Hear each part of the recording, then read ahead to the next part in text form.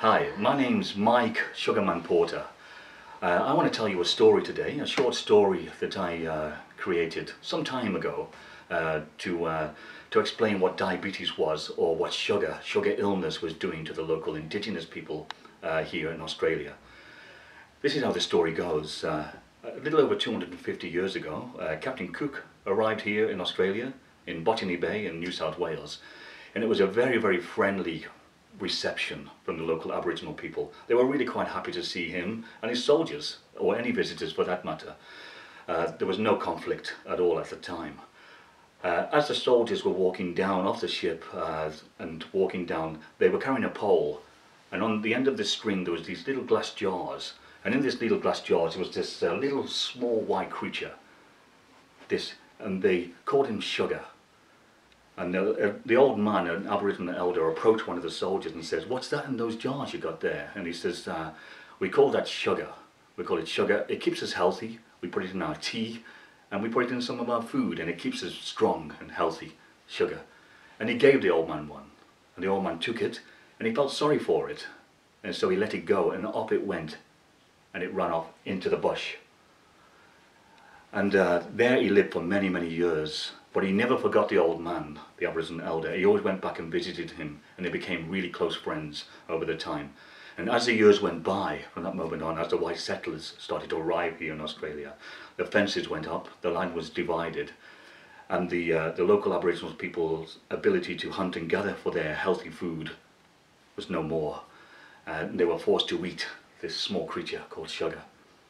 But it wasn't having the same effect on the Aboriginal people as it was on the white settlers. It was making the Aboriginal people weak. It was making them weak and making them quite ill. And then one stormy night, the white sugar creature had grown to the size of a man, but he was white and he was still friendly and still friends with the old man at the time. But one stormy night, it was raining, thunder and lightning struck the little sugar creature. And then he saw his reflection in a pond. And he saw he'd turned black, grown fangs and teeth, and became really quite angry, and he couldn't understand what was happening to him. So he ran to the camp where the old man was, and as he ran to see the old man, because he was so scared, he reached out to grab the old man, and he ripped out the old man's heart. And then the man sitting next to him, he ripped off his leg, and then he ripped out the other guy's kidneys, and then a girl's eyes. And then from that moment on, he became the sugar monster. And as time went by, more and more people were falling victim to the sugar monster. He was now so powerful, he could become invisible. He could become invisible at will. And you wouldn't know he was anywhere near you until you felt hot, warm breath on your neck or your shoulder, or you smell sweetness in the air, sugar in the air, or you hear footsteps behind you, but you turn around and there's nobody there. And it's just before you have a heart attack, or kidney failure, or you go blind, because that's a sugar monster just doing whatever he wants to you at will. The Nanga carry over a period of time, the traditional healers, Aboriginal healers, they realised where the sugar monster was getting all his power. It was getting all his power from the sugar that they were forced to eat. So they told the local Aboriginal people and communities to eat less sugar and see what happened. And it worked. As they ate less sugar, the sugar monster became visible again. They ate even less sugar, and then he became weak. And they chased him all the way down to the city, the nearest city. They chased him down to Adelaide, here, where I live, and I know the sugar monster still lives here, because I see him sometimes from the corner of my eye, down the lolly aisle, down the local supermarket, just as I'm putting Tim Tams in the shopping trolley. I might hear him just behind me here, footsteps behind me.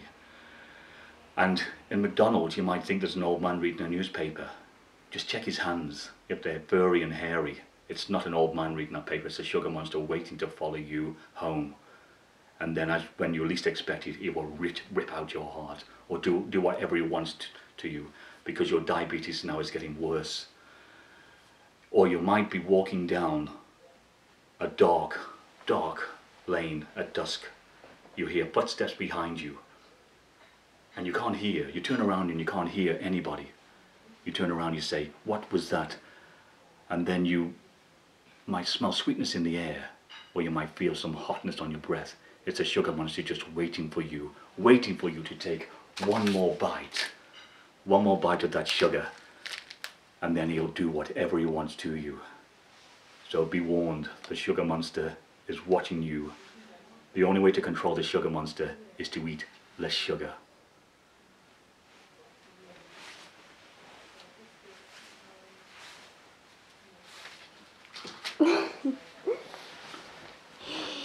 Okay, stop. That was really good.